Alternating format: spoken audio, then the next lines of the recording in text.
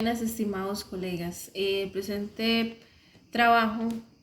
corresponde a el artículo 34 del Código Notarial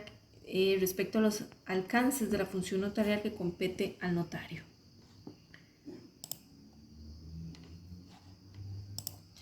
En el ejercicio de la función pública que tiene el notario está dotada de fe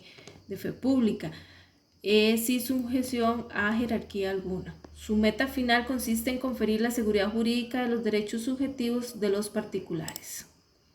En el inciso A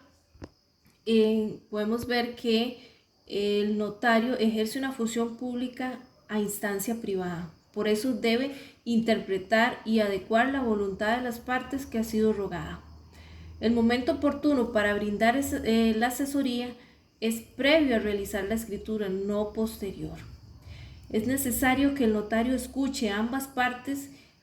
y adecue esta manifestación tomando en consideración las normas según lo consigna esta jurisprudencia citada. En este caso es la resolución 75/2005. De ahí se extraen los puntos o los aspectos a tomar en cuenta que observamos en la parte derecha de esta diapositiva, en donde enfoca que el notario público tiene una función directiva, una función moldeadora y autentificadora. En el caso de la directiva, porque instruye como perito del derecho, aconseja e instruye como perito del derecho, concilia y coordina todas las voluntades de las partes. Es moldeadora porque da forma legal, califica la naturaleza y legalidad del acto y redacta o bien la rechaza. Autentificadora porque el notario tiene esa investidura que da veracidad de los actos o contratos que realice, la fe pública que le otorga el Estado. En el caso de la jurisprudencia citada, se refiere más que todo a una venta que no fue posible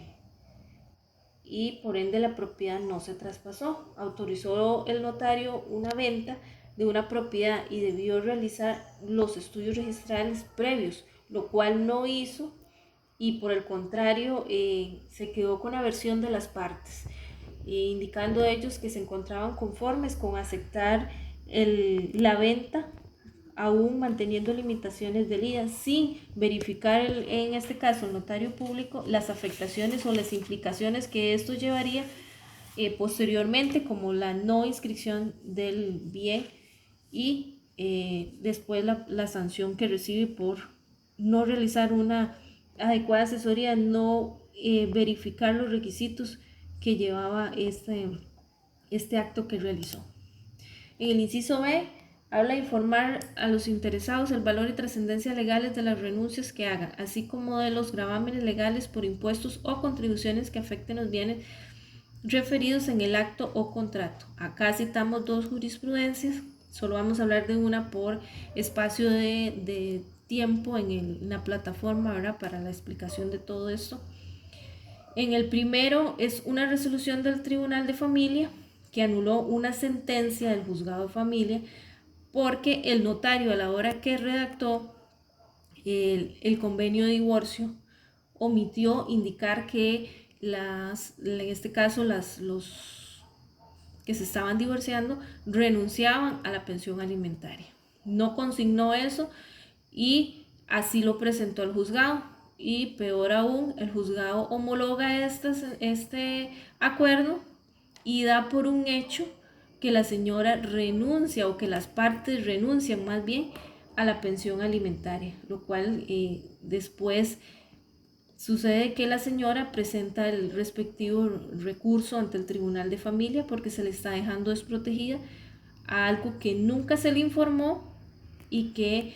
actualmente no podría subsanar, porque ya hay una homologación de parte del juzgado de familia al dejarla desprotegida con lo que respecta a la pensión. En el inciso C dice afirmar hechos que ocurran en presencia y comprobarlos dándolos de carácter de auténticos. En este caso se ve mucha jurisprudencia con respecto a muchos notarios que trabajan en connotariado y que trabajan con el protocolo de otros notarios. Entonces, acá en algunas jurisprudencias consultadas se pudo observar que inclusive hay un castigo más severo para aquel notario que presta el protocolo que para el que lo utiliza, ¿verdad? La importancia de esto de este inciso es que el notario debe estar presente, debe haber una inmediatez y una unidad del acto, las partes deben estar presentes, es un acto con carácter personalísimo por parte del notario, no puede mandar a nadie, a su secretario ni a ninguna otra persona a realizar el acto que le corresponde al notario como tal, porque es a quien se le confirió o se le dio la investidura de fe pública. A continuación sigue la compañera Jacqueline Corrales con los otros 3 incisos que nos corresponden en este trabajo. Seguidamente tenemos lo que es el inciso D, que dice que al notario le corresponde confeccionar los documentos correspondientes a su actuación, en la cual dice que consiste en aseverar la veracidad de un hecho o relación jurídica que implica la creencia de dicha verdad por parte de particulares y poderes públicos en razón de la autoridad de quien dimana. Creencia que se traduce en una eficacia especial del documento que contiene los hechos, actos y relaciones jurídicas, apoyado en la necesidad de garantizar la seguridad de las relaciones y en particular de las relaciones entre particulares. Además dice que la labor del notario no se limita a la mera redacción del documento y a dar fe de lo que dice, de lo que dice en él sea verdad, sino que implica ayudar a la formación de la voluntad de las partes de acuerdo a lo que le es legalmente permitido. En este caso tenemos 3 votos. El voto en sí que voy a explicar es el voto 47/2009 del Tribunal de Notariado, en la cual el caso es de un abogado que realizó una separación judicial por medio de escritura. En ese entonces el Código de Familia decía que el tiempo para poder llevarse a cabo era de 2 años como mínimo después de casados. El notario alegaba que en sí el código lo que decía era que para presentarlo judicialmente, no para realizar la escritura, que ya transcurrido los 2 años sí lo podía presentar al juzgado, pero en este caso lo habían sancionado y le revocaron lo que fue la sentencia porque en el año 2008 se había presentado una acción de inconstitucionalidad en la cual decía que eso era contrario a la ley, ya que las parejas que se casan pueden separarse o divorciarse en el momento que lo deseen y no se les puede establecer un plazo específico. Después tenemos que este principio se basa en sí en lo que es en la fe pública y en la seguridad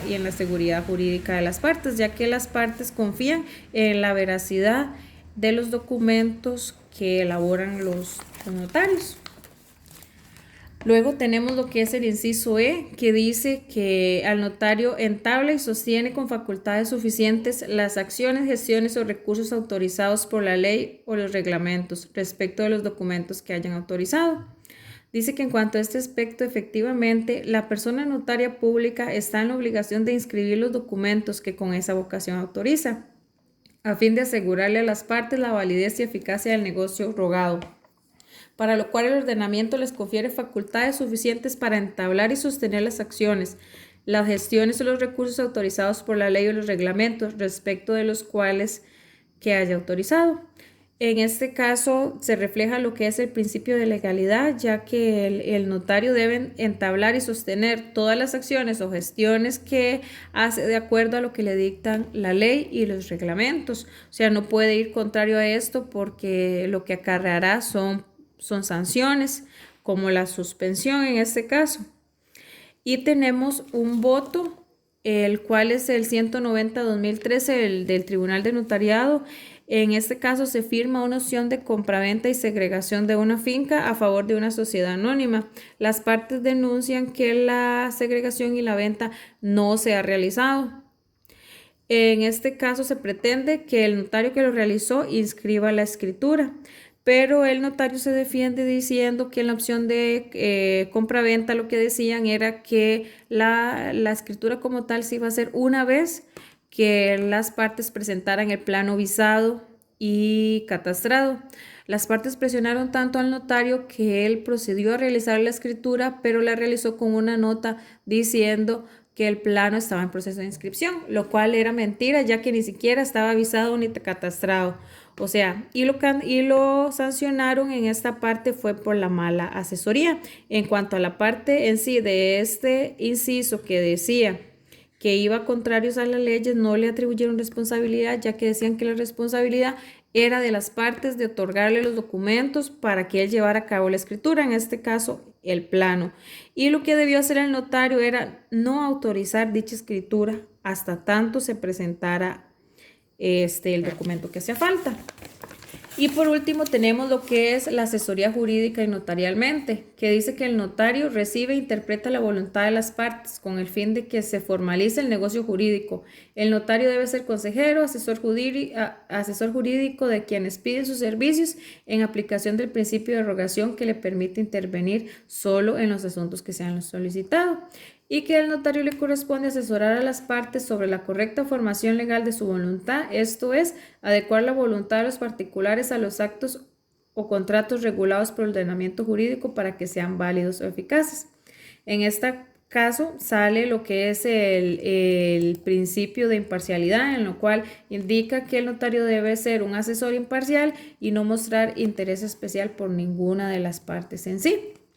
Y tenemos lo que es la última jurisprudencia que voy a explicar, bueno, ahí cité 3, que es la 120/2006 del Tribunal de Notariado, en la cual de igual forma denuncian la no inscripción, pero en este caso de un vehículo. Pero en este caso el notario dio una mala asesoría, ya que lo que elaboró para el traspaso fue un documento privado, un contrato privado de venta para poder inscribirlo en el registro. Y como sabemos, esos documentos no son inscribibles hasta tanto nazca la vida jurídica, bueno, en el registro, en este caso, la inscripción y como dueño registral. Y en este caso, sí sancionaron al notario, ya que se debió negar y brindar una correcta asesoría y indicarle a las partes las consecuencias que tenían este acto, de acuerdo al artículo 6 y 36 del Código Notarial y 450 del Código Civil. Y de nuestra parte eso sería todo, compañeros. Cualquier duda en la próxima clase y esperamos que les haya quedado claro.